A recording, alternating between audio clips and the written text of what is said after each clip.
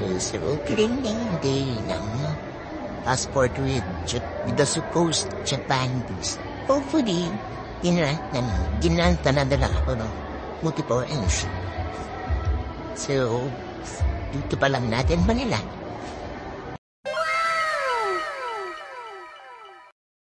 So, finally, multiple entries for 5 years, 30 days duration of stay. So happy right now, katanting din, hindi nahalata. At dahil dyan, nakakain pizza. Paano nga ba kumuha ng Japan visa in the Philippines? Right, so meron tayong general information.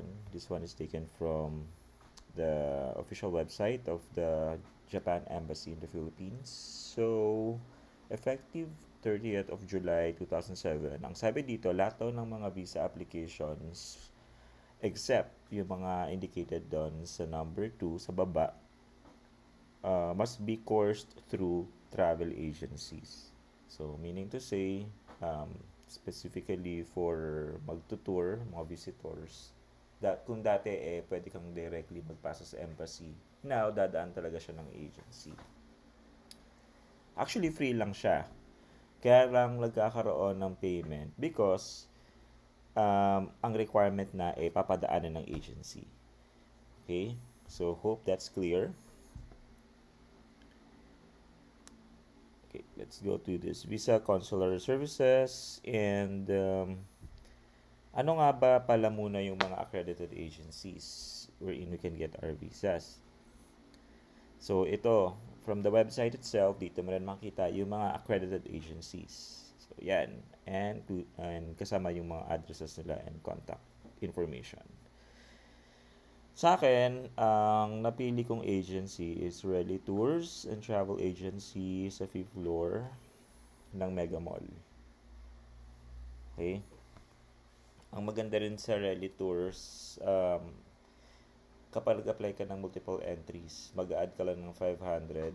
And, pag hindi na-approve ang multiple entries mo, i-refund nila yung 500. Yan ang pagkakaalam ko. Kasi sa iba, hindi yata nire-refund. So, sa kanila, refundable yun. Actually, twice na ako nag-apply. On my first application, I was granted single entry.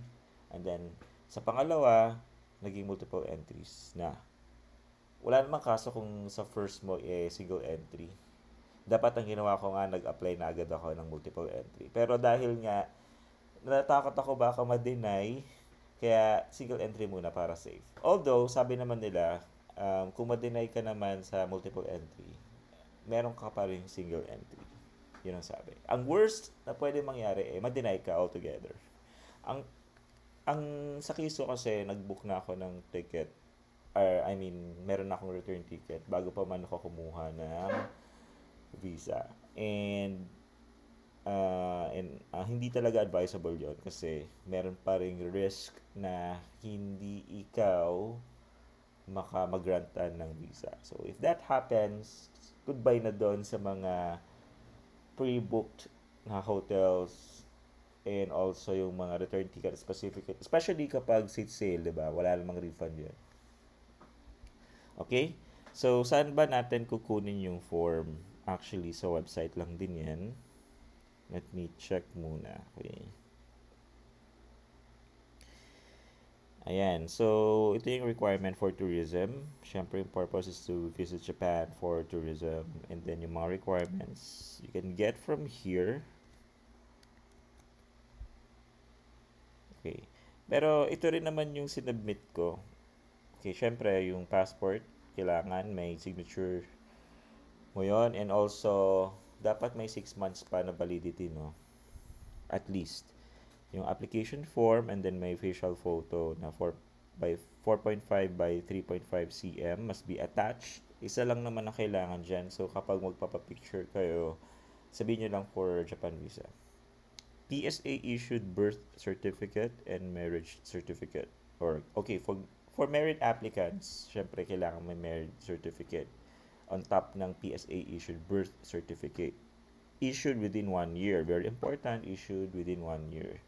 Kasi may mga nababasa ako na nag-submit ng more than 1 year na issue yung PSA issued certificate, birth certificate, tapos deny sila.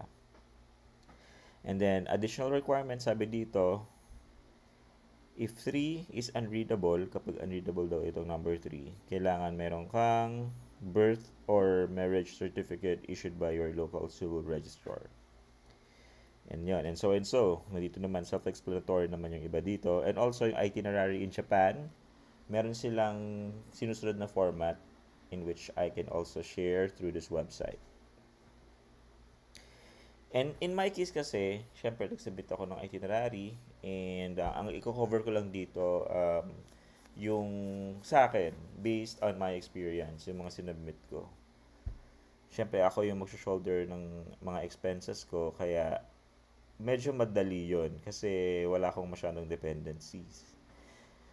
Of course, ito, ang uunahin natin dyan yung medyo may dependency from the bank.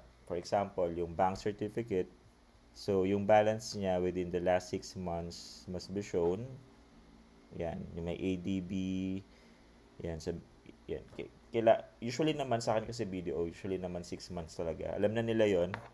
Once na nagpunta ka dun sa bank mo, may ipapa-fill out sa'yo. And then, yun, babayad ka lang, I think for 100 yata per page. First 3 pages, nakalimutan ko na actually.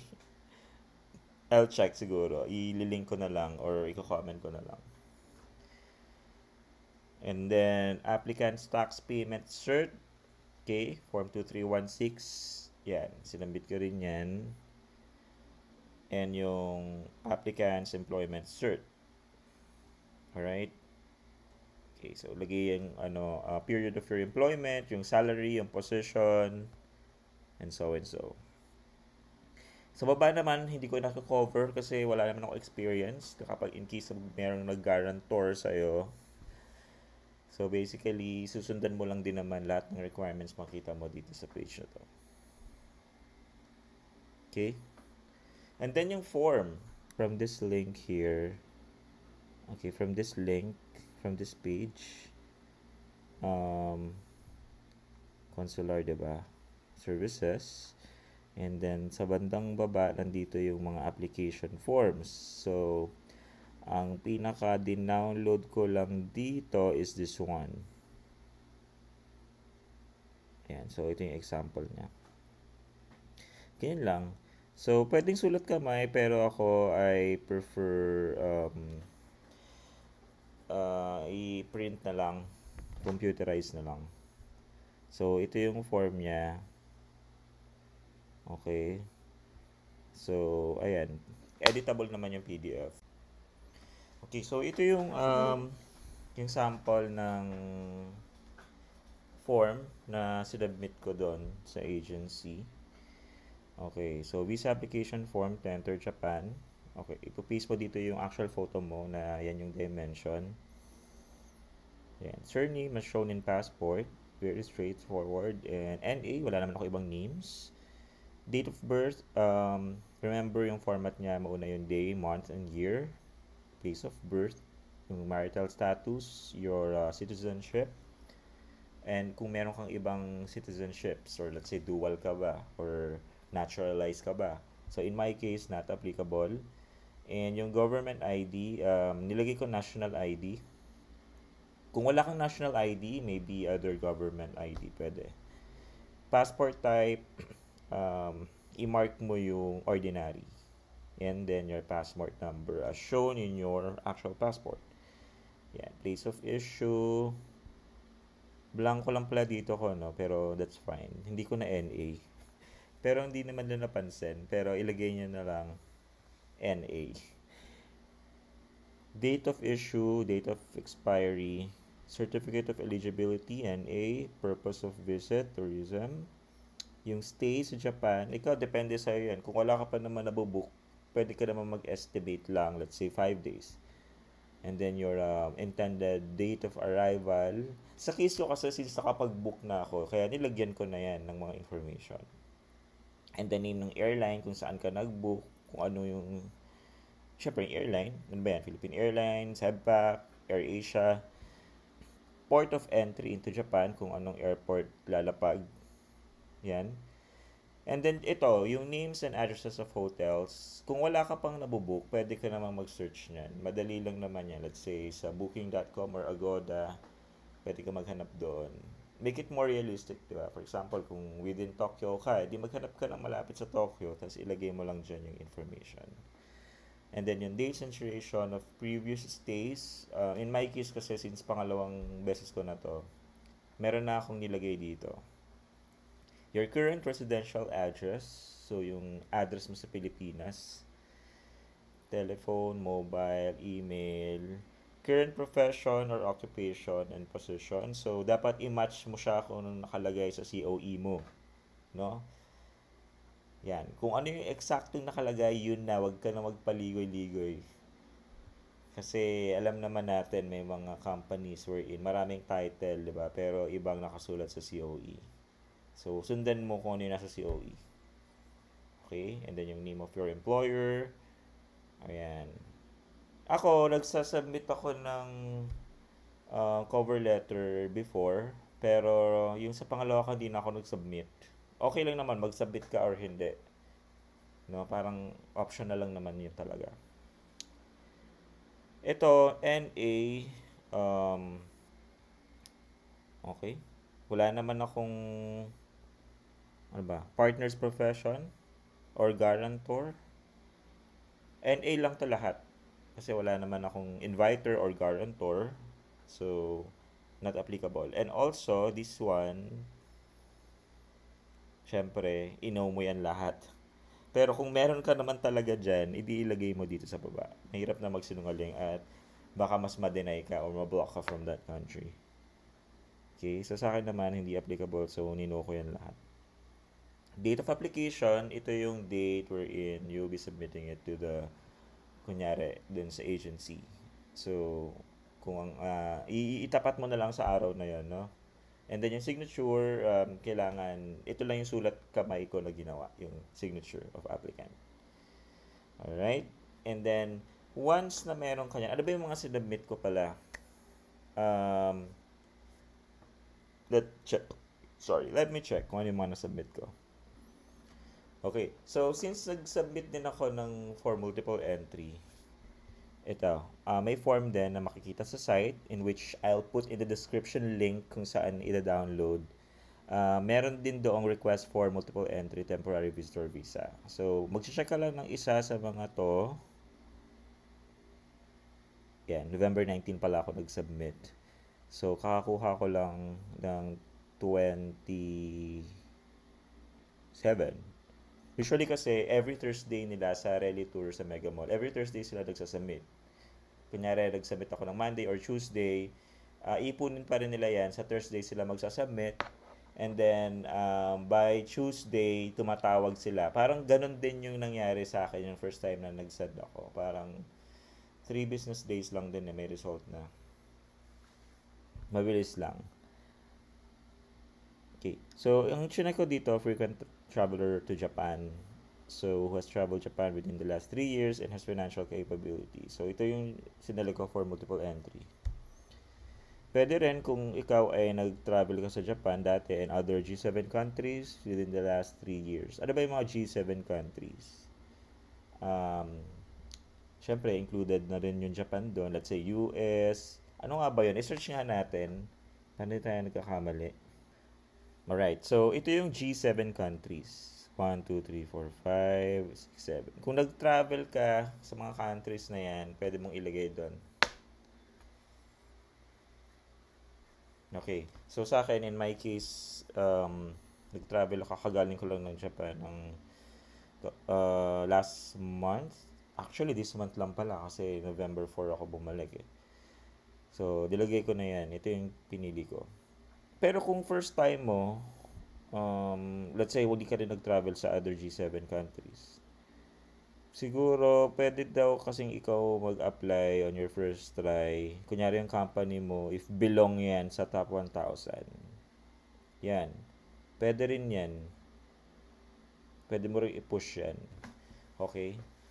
So, wala namang mawawala. Babalik naman na yung 500 pag hindi ka pumasa on your first try for multiple entry. Right. So, ano pa yung mga sinubmit ko? Okay. Hindi na ako nagsubmit ng cover letter. Yung birth certificate na may initial na PSA.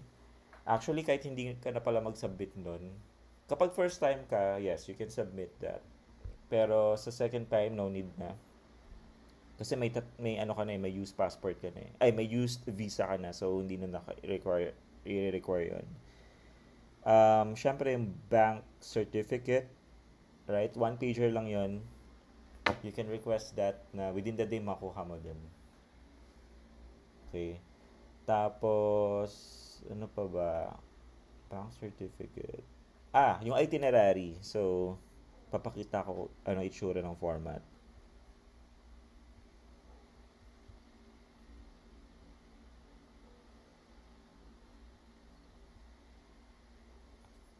Okay. So, ito yung itinerary. Okay, English. So, ganyan lang. Napaka-simple lang. Ito, downloadable yan. So, kung ano man yung activity na meron ka, and then your accommodation na pwede mong kunin yung address sa Agoda or Booking or Airbnb. So, ilagay mo lang dito. High level lang. Sample. Okay, papakita ko yung sample na sinend ko. One moment. So, ito yung sinubmit ko dun sa recent application ko ng visa to Japan. So, if you notice yung activity plan, very high level lang. Kahit yung name lang ng places or ng mga attractions or ng mga anything na pupuntahan mo sa place. And ensure mo lang na realistic siya. For example, if you'll be staying at Tokyo on your first day, for example, ensure na yung mga pupuntahan mo, magkakalapit lang syempre. Hindi yung mag-jump ka. Let's say, nasa Tokyo ka or Osaka ka. Tapos, after an hour, nilagay mo dun, papunta ka ng Hokkaido. Kunwari, syempre ang layo, imposible na magagawa yan in an hour. So, make it realistic. So, ito yung sinamit ko dahil magpupunta ako ng Sapporo. Yan, kaya from Narita, Haneda, tapos yan yung mga pupuntahan ko. Yan. Yan, ganun lang kabilis. Right? So, usually sa akin kasi hindi ko naman talaga sinusunod yan. Yung pagkakasunod ng pinapasa ko, nababago rin kasi yan eh. Pero for now, it seems na kailangan ko talagang medyo sundin to. Kasi my purpose of why I am going to Japan is to experience yung winter in Sapporo. Okay. Alright, so hope this helps. Ano pa ba? May na-miss pa ba ako? Basta ililist ko naman yan doon sa description kung ano yung mga sinubmit ko. Right, and if you have questions, just let me know. You can comment on this video, and I'll respond as soon as I can. All right, thank you all for watching.